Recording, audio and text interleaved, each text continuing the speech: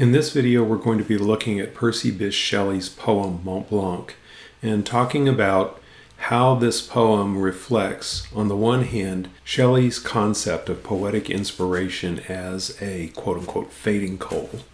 And then we're going to also talk about how it considers the problem of the relationship between external nature and external reality, the impressions that external reality creates, the sensory impressions and sensory stimuli that external reality creates, and the poet's conception of those stimuli and how they become alive for the poet through poetic inspiration, through the function of the imagination, as he described it in his defense.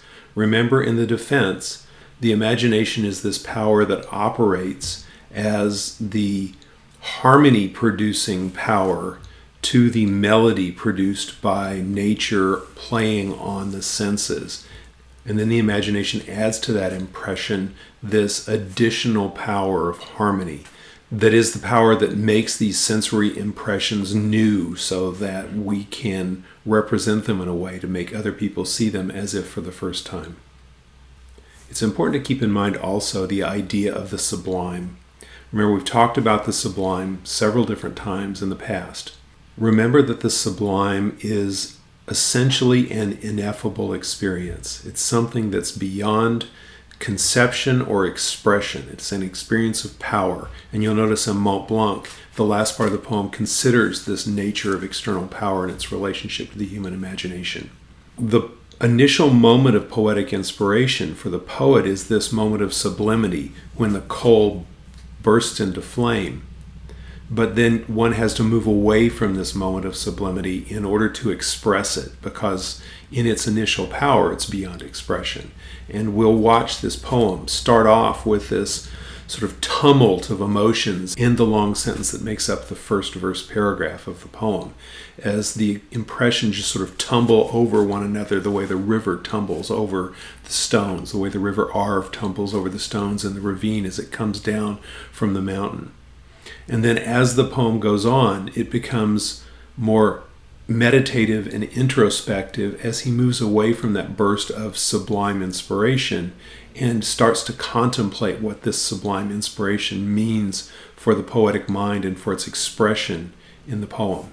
The sense of sublimity often arises from a powerful experience of nature. In this case, it was Percy Shelley's tour through the Alps and his visit to the Chamonix Valley and his view of the majestic Mont Blanc that rises above the valley, and the river Arve, which comes down from the glacier, the Mer de Glace, or Sea of Ice, on the side of Mont Blanc. This scene was a common and powerful scene for many Romantic poets, and it's mentioned often in different poems and also in the novel Frankenstein because of the contrast between the beautiful green valley of Chamonix and the powerful river Arve flowing off the glacier on Mont Blanc, and then Mont Blanc rising in majesty above this peaceful valley.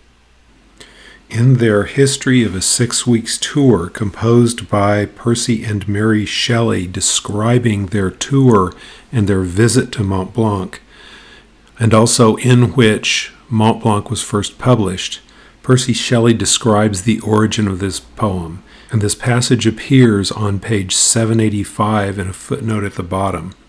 It was composed under the immediate impression of the deep and powerful feelings excited by the objects it attempts to describe, and, as an indisciplined overflowing of the soul, rests its claim to approbation on an attempt to imitate the untamable wildness and inaccessible solemnity from which those feelings sprang. This passage is appropriately ambiguous for this poem. First, it describes the poem as an indisciplined overflowing of the soul. And you should clearly hear in that an echo of Wordsworth's spontaneous overflow of powerful emotion. But also there's an ambiguity in the fact that he says, the poem rests its claim to approbation on an attempt to imitate the untamable wildness and inaccessible solemnity from which those feelings sprang. Is that the untamable wildness and inaccessible solemnity of the overflowing of the soul? Or is it the untamable wildness and inaccessible solemnity of the objects it attempts to describe? I don't think this is a question we can easily answer, and I think it's the question that Shelley grapples with in the poem. The relationship between external nature itself, the impressions wrought by external nature that enter the poet's imagination, and then the efforts of the poet to use his imagination to capture the impressions wrought by those external objects. The poem begins with this ambiguity where it's not clear what belongs to nature or what belongs to the mind and who is responsible for what. Now, this is a very challenging poem, and I am still very challenged by it, and I'm not at all confident in my reading of this poem. So my purpose here is to demonstrate working through this poem in real time. You can watch me sort of figure out what's going on in this poem, because every time I come back to it, I have to sort of figure it out all over again. All right, so the poem begins, "The everlasting universe of things flows through the mind and rolls its rapid waves, now dark, now glittering, now reflecting gloom, now lending splendor, where from secret springs the source of human thought its tribute brings of waters, with a sound but half its own." We start off with, "The everlasting universe of things flows through the mind." So now he's talking about the relationship between external nature, the everlasting universe of things, and that everlasting universe of things flowing through the mind, and rolls its rapid waves. That would be the everlasting universe of things is it. Now dark, now glittering, now reflecting gloom, now lending splendor.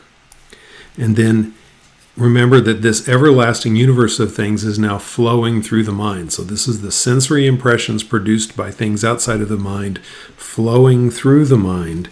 The universe of things rolls its rapid waves, now dark, now glittering, now reflecting gloom, now lending splendor, where from secret springs the source of human thought its tribute brings of waters. The source of human thought would be the mind, although it's possible that the source of human thought is also the everlasting universe of things, since external nature is what produces human thought in the mind. So there's this ambiguity about what he's talking about, whether the mind is the source of human thought or the everlasting universe of things is the source of human thought. I'm inclined to go with the source of human thought being the mind, and I'll explain why when we get farther on down in the poem where he talks about the witch cave poesy.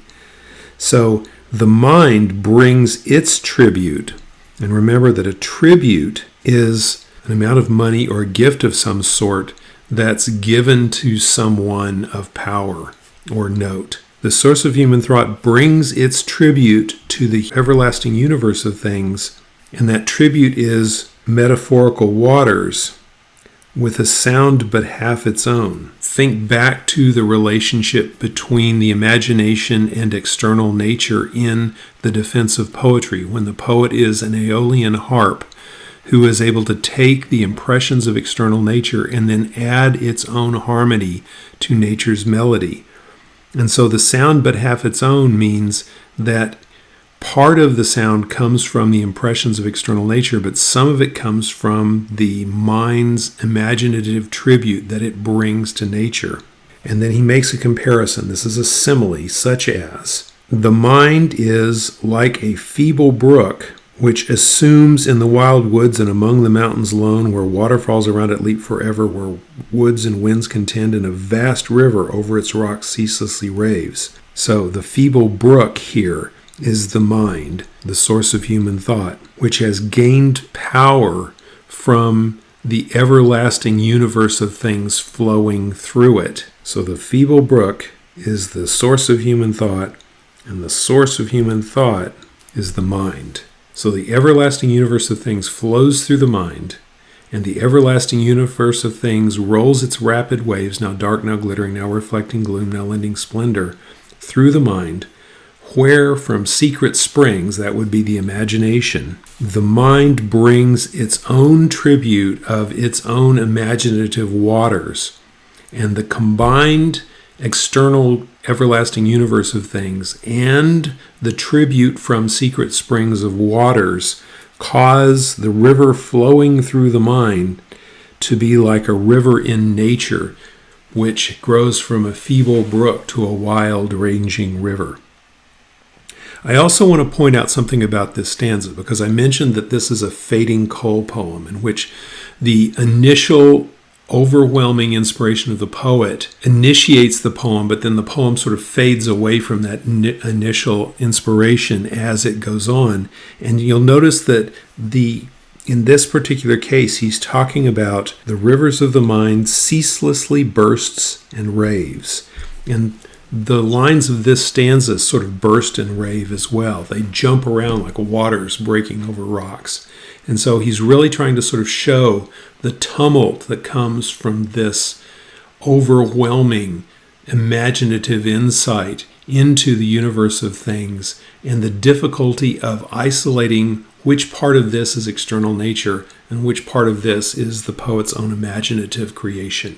The next verse paragraph replicates the two components brought up in the first verse paragraph: external nature and then the imagination within the mind. But here they're more deliberately teased out and dealt with in two separate parts of the verse paragraph. He begins the second verse paragraph addressing the river Arve and the ravine through which this river flows. Thus thou, ravine of Arve, deep dark ravine, thou many-colored, many-voiced dale, over whose pines and crags and caverns sail fast cloud shadows and sunbeams. Awful scene, where power and the likeness of the Arve comes down from the ice gulfs that gird his secret throne, bursting through these dark mountains like the flame of lightning through the tempest. Thou dost lie, thy giant brood of pines around thee clinging, children of elder time, in whose devotion the chainless winds still come, and ever came to drink their odors, and their mighty swinging to hear, an old and solemn harmony. Thine earthly rainbow stretched across the sweep of the ethereal waterfall, whose veil robes some unsculptured image. The strange sleep, which when the voices of the desert fail, wraps all in its own deep eternity, thy caverns echoing to the Arve's commotion, a loud, lone sound no other sound can tame. Thou art pervaded with that ceaseless motion, thou art the path of that unresting sound dizzy ravine. And when I gaze on thee, I seem as in a trance sublime and strange, to muse on my own separate fantasy, my human mind, which passively now renders and receives, fast influencing, holding an unremitting interchange with the clear universe of things around, one legion of wild thoughts, whose wandering wings now float above thy darkness, and now rest where that or thou art no unbidden guest, in the still cave of the witch poesy, seeking among the shadows that pass by, ghost of all things that are, some shade of thee, some phantom, some faint image, till the breast from which they fled recalls them, thou art there. All right, so this is a very complicated verse paragraph. So he begins describing as he addresses the ravine of Arve, and he has one very long noun phrase which runs from almost the beginning of this down to there. In each portion of this, he's constantly modifying the components. So first, let's just look at the physical description of what's going on here. He describes the many-colored, many-voiced dale, and you can imagine looking down into a river canyon with the different colors of stone, the shadows of the clouds overhead, and then the water as it races over waterfalls, creating rainbows from the light going through the spray and the mist. And so it's an awful scene, and awful has made an interesting shift in our time. Once upon a time, awful meant awesome. It meant full of awe. But now, of course, it means bad in some way. But in those particular times, it meant an awesome scene, something awe-inspiring, where power and the likeness of the Arve comes down. And we'll come back to this later, because later he's going to be contemplating about the power of nature and to what extent that subsists within nature itself. Where power and the likeness of the Arve comes down from the ice gulfs that gird his secret throne. Of course, remember, the Arve is descending from a melting glacier on Mont Blanc. And so it comes down from ice caves that gird his being power, secret throne. And that water that comes down in the form of power, bursting through these dark mountains like the flame of lightning through the tempest. So it just comes roaring through like lightning. Thou would be the ravine of Arvin, the river. Thou dost lie, thy giant brood of pines around thee clinging. So you can imagine the ravine with the pine trees, which the poet imagines are the children of the ravine, children of an elder time, because they are obviously old trees now who have come down from ancient times, among whom the chainless winds, in other words, the unrestrained winds, still come and ever came to drink their odors, their mighty swinging to hear an old and solemn harmony. So all of this modifies the giant brood of pines. And then he talks about thine earthly rainbow stretched across the sweep of the ethereal waterfall, whose veil robes some unsculptured image. And unsculptured in this case probably means unmade by humans, not created by sculptures, but rather created by nature through its unimaginable power. So this describes the waterfall, and the waterfall hides the unsculptured image.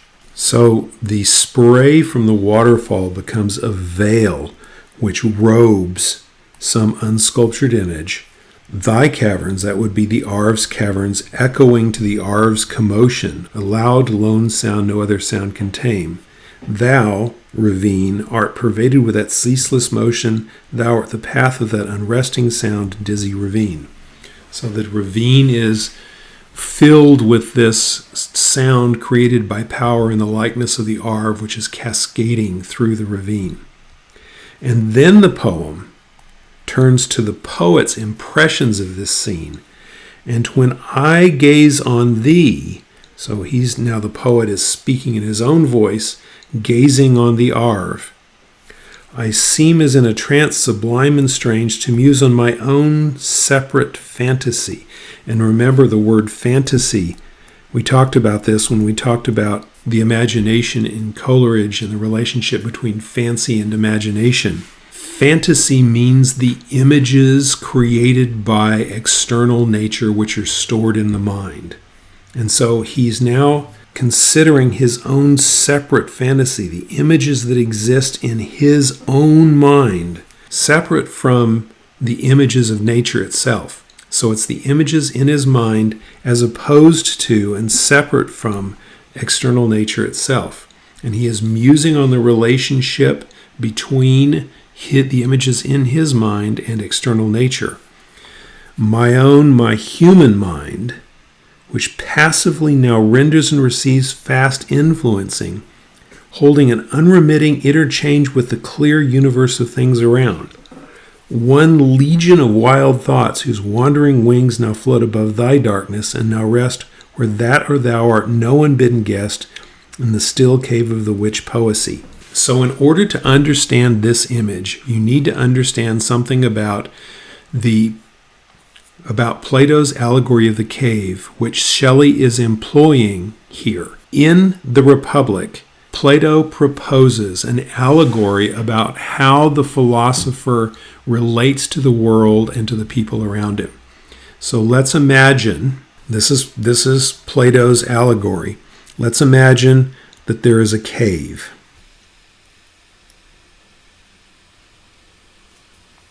The world outside the cave represents reality. Remember, Platonic reality is the realm of the good, the beautiful, and the true, not what we think of as reality, which is the actual. The world inside the cave is the world of the actual. And in Plato's allegory, he imagines that we are chained to the floor of the cave in such a position that we can only look forward. He imagines in his allegory, we look up to a ledge, and on this ledge, there are beings carrying back and forth images, that's supposed to be a tree, of things that exist outside the cave. There's a fire here, and the fire throws shadows on the wall, and then we see these shadows and, not knowing any better, mistake those shadows for reality. The real tree is out here in reality. This is a copy of that tree, and this is a shadow. This is a shadow of the copy of the tree. But we think that's reality. Now, the philosopher is someone who manages to break his chains and crawl out of the cave and sees the real tree outside the cave and comes to understand that everything that exists inside the cave is just an illusion. This is Plato's allegory of the cave. Actually, in Plato's allegory of the cave, the philosopher then crawls back down inside the cave, tries to convince everyone inside the cave that they are deceived and that what they think is reality is not. But the people inside the cave, very comfortable with what's going on inside the cave, don't like what he says, and so they try to kill him. Unfortunate. This is the basis of the movie The Matrix, if you hadn't already figured that out. That Morpheus is the philosopher who's escaped the cave. Neo is the person inside the cave. Cypher, remember, Cypher is the one who turns in Morpheus and Neo because he likes the cave and wants to go back there. He has that scene where he's eating the steak and he says, I know this steak isn't real, but my mouth is telling me it's juicy and I like this. So this is Plato's allegory of the cave becomes the basis of the movie The Matrix.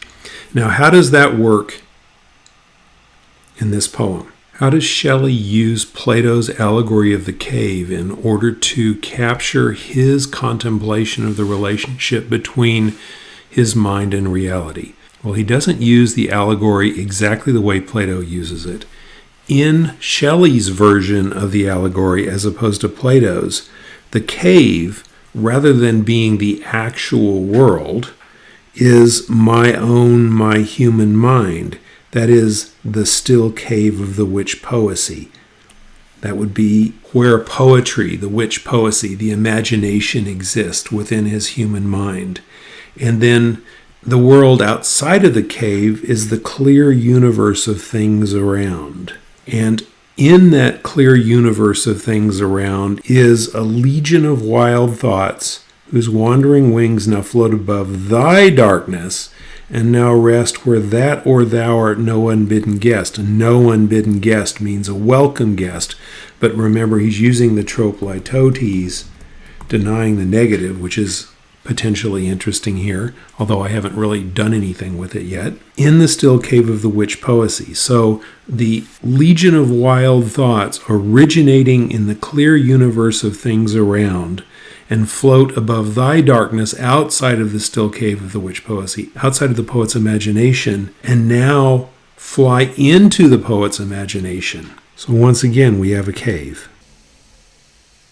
And the wild thoughts, the legion of wild thoughts, those are supposed to be very simplistic bats, fly from the world outside, the clear universe of things around, into the still cave of the witch poesy, which is now the poetic imagination. And when they connect with an image, remember in Plato's cave, copies of the things outside the world exist in the cave, and then those copies cast shadows on the wall. When the poetic imagination is able to connect these shadows with these impressions from the outside world, at that point the poetic imagination comes alive. The objects from outside the world come alive, or are made to come alive by the imagination. So he says that they now float above thy darkness, which is, of course, the darkness of the ravine outside of the poet's imagination, and then fly into the still cave of the witch poesy, where it is no unbidden guest, where, in other words, it's welcome. And those images seek among the shadows of things that pass by. Remember the shadows cast upon the wall. And those shadows that things that pass by are ghosts of all things that are. Remember, they're shadows, they're ghosts. And they're seeking some shade of the external world, some phantom. Remember, a phantom is an image taken from memory, some faint image, till the breast from which they fled recalls them, thou art there. Until they fly back out of the cave of poetry, they are there within the poet's imagination and alive. In a sentence, Shelley seems to be implying that there are thoughts and images that exist in the external world outside of the poet. And there are ghosts of those thoughts and images that exist within the poetic imagination.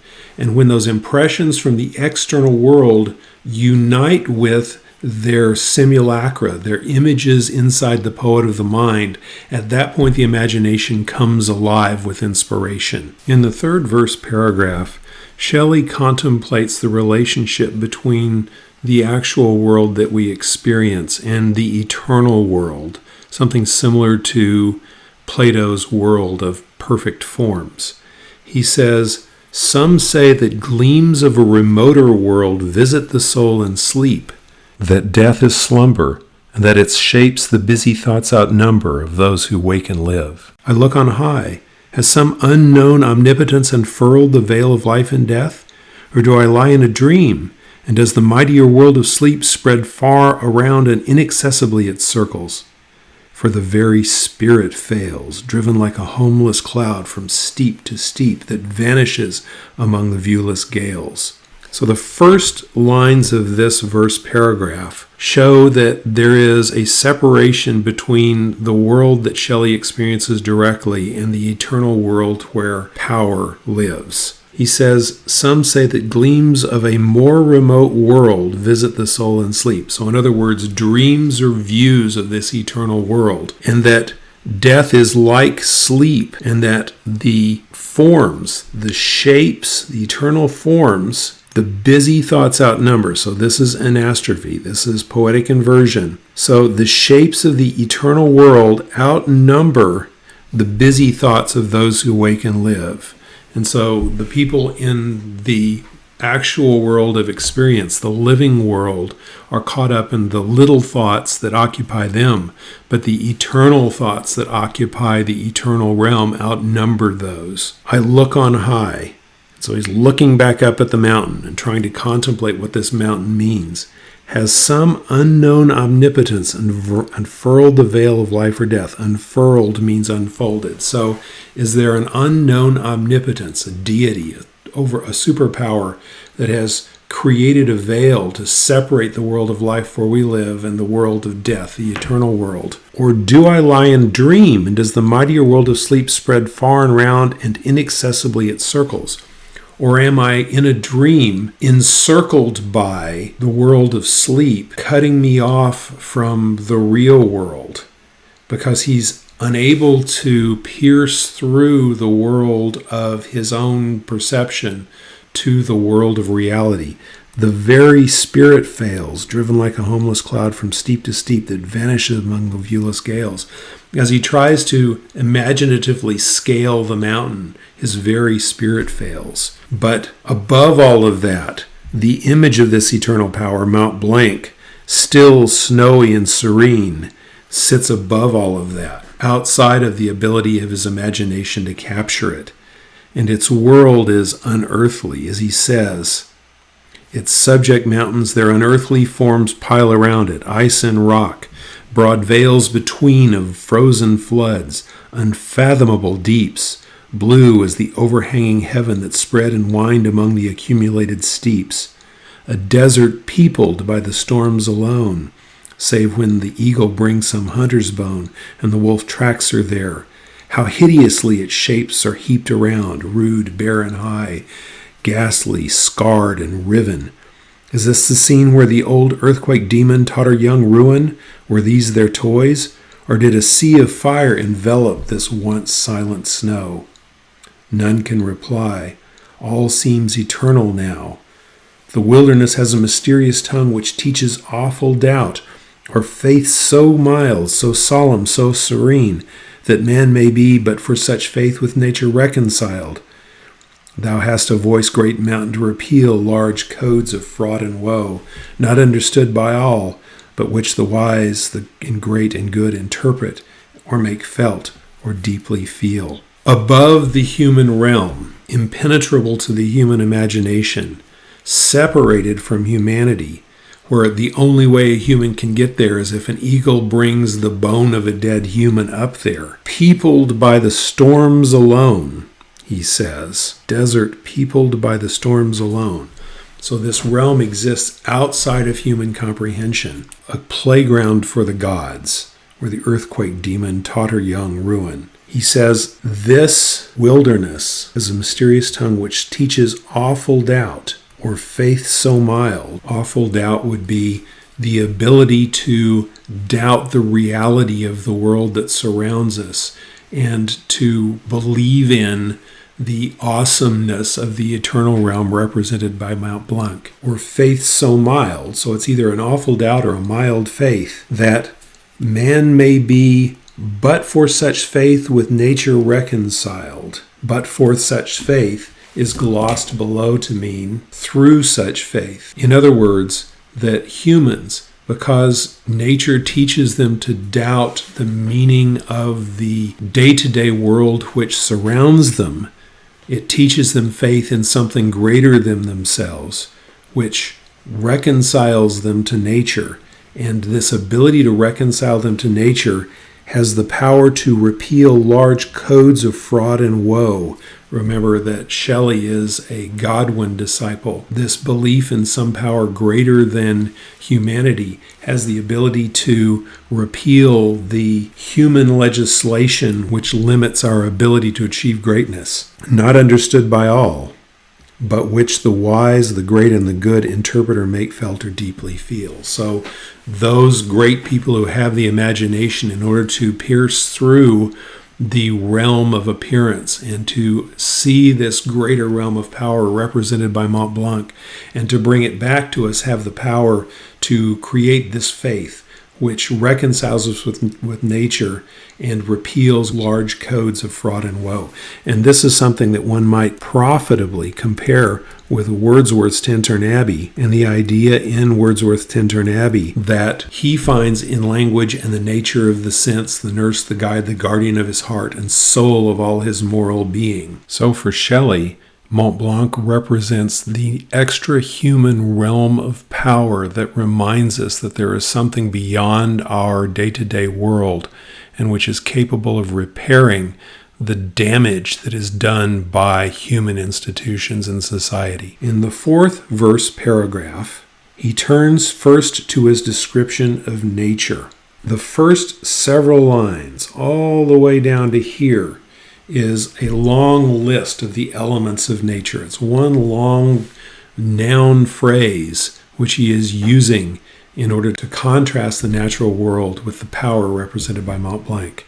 The fields, the lakes, the forests, and the streams, ocean, and all the things that dwell within the dale earth, lightning and rain, earthquake and fiery flood and hurricane, the torpor of the year when feeble dreams visit the hidden buds, or dreamless sleep holds every future leaf and flower, the bound with which from that detested trance they leap, the works and ways of men, their death and birth, and that of him, and all that his may be, all things that move and breathe with toil and sound, are born and die, revolve, subside, and swell.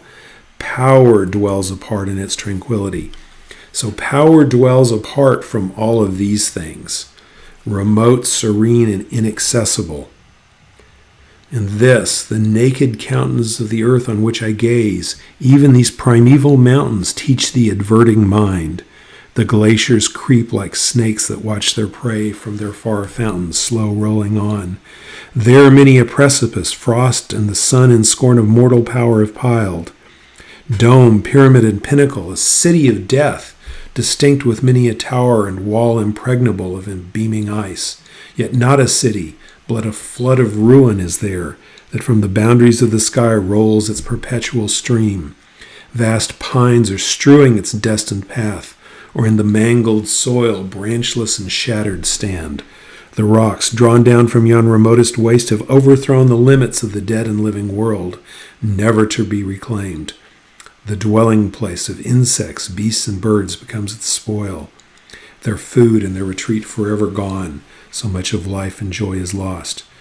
The race of man flies far in dread, his work and dwelling vanish like the smoke before the tempest stream, and their place is not known.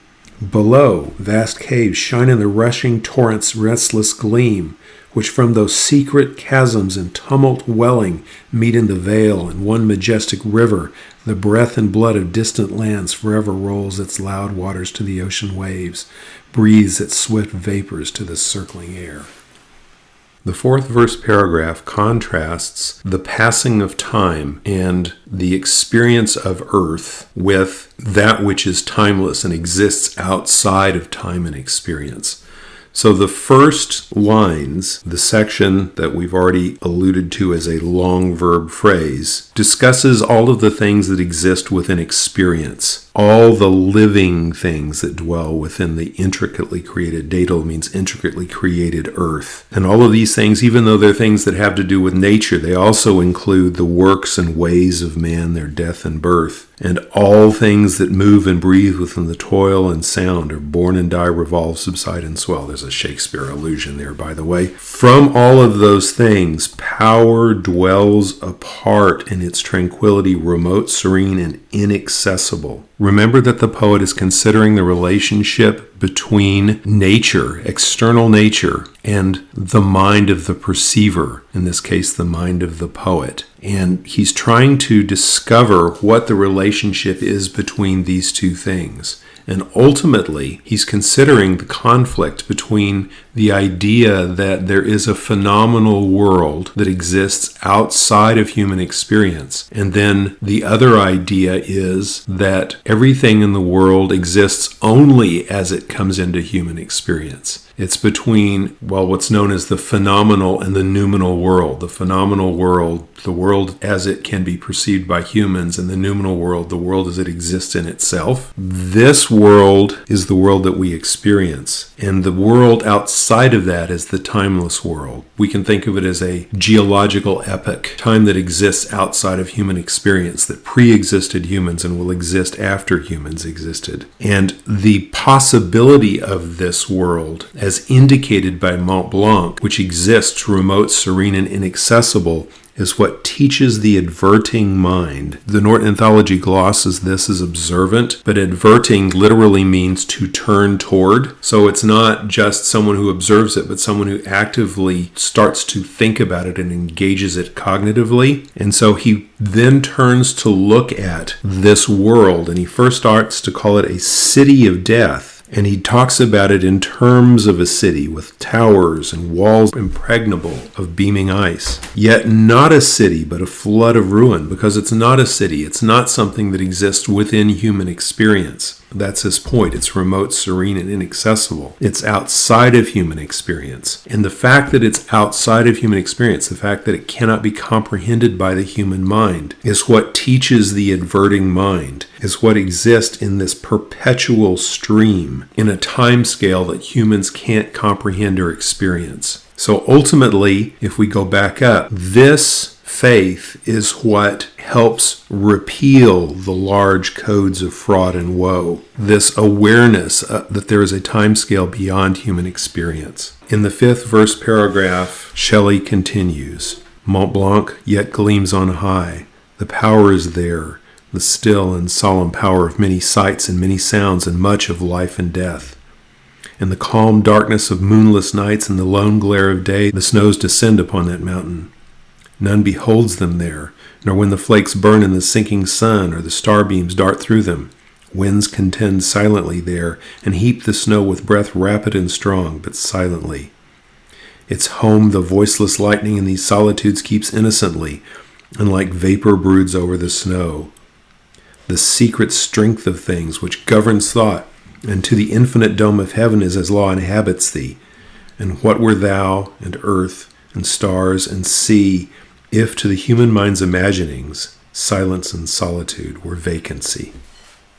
This is a complex passage and requires a certain amount of consideration of Shelley's overall ideas about the relationship between the perceiving mind and nature in order to fully unpack. And I certainly confess that I have not come anywhere near fully unpacking this. But he does seem to be suggesting that there are two separate realms. There is the realm of inaccessible power, and there is the realm of human perception. In most of this passage, he's describing this realm of inaccessible power, where humans do not exist. and winds contend silently there, and heap the snow with breath rapid and strong, but silently. Its home the voiceless lightning in these solitudes keeps innocently. In other words, lightning flashes, but there's no sound. He's actually alluding to the old saw, if a tree falls in the forest and no one's there to hear it, does it make a sound?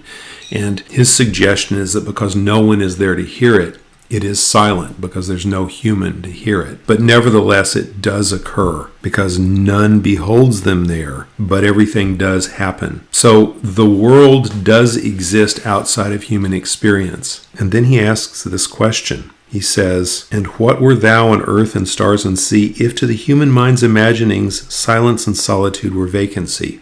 So these things do exist outside of us, but they only gain importance for us to the extent that we are able to imagine them, to engage with them in our imagination, the way that the images flitting into the witch cave poesy engage the imagination of the poet. So these things outside of us would exist, but they only gain importance for human society and repeal large codes of fraud and woe if they are not vacancy to the human mind. So as far as human society exists, these things must be brought alive through the imagination in order to repeal the vast codes of fraud and woe. So they exist outside of us. Power exists outside of us. It exists outside of human society and beyond human society's full comprehension. But if there is no imagination to imagine what it's like on the mountaintop where no human has gone except a hunter's bone may be hauled there by an eagle, if that happens, then these events are silent. The winds, rapid and strong, heap the snow silently. The voiceless lightning, it keeps these solitudes innocently. If that happens without human imagination, then they're meaningless. They exist, but they only become meaningful within the comprehension and the imagination of the poet. So, to answer the question, what would the power represented by Mont Blanc mean if they were vacant to humans? And that answer is they would mean nothing if they were just simply vacancy to humans. They gain their power within human society only to the extent that they can engage in the imagination of the perceiver, in this case, the poet. So this concludes our discussion of Romanticism. Shelley is the last Romantic poet we're going to be looking at, but I want you to keep in mind that there are many authors that we did not discuss who write during the same period and who qualify as great Romantic poets. We simply don't have time to cover all of them. There are a number of people we did not cover, but at this point you should have a good grasp of the basic tenets of Romantic poetry and English Romanticism, so that if you do look at those other authors, you can apply a framework that you have already established in order to understand what's going on in those texts. Now, although we're leaving Romanticism, we're not leaving the period. Our next author will be Jane Austen, and Jane Austen is writing at exactly the same time that Wordsworth is writing, at the very end of the 18th century and beginning of the 19th century. And so she is a writer of this period in the sense that she is a writer from this time. But she is not a writer of this ideology, although she has some of the same influences. And we'll look at the influences, for example, of the sentimental novel and sentimental fiction. She also is looking at some of the same texts that are mentioned by our authors. Wordsworth talks about sickly and stupid frantic novels, and the sickly and stupid frantic novels and the stupid, frantic novels to which Wordsworth is alluding are the Gothic novels of which Jane Austen is making fun in Northanger Abbey.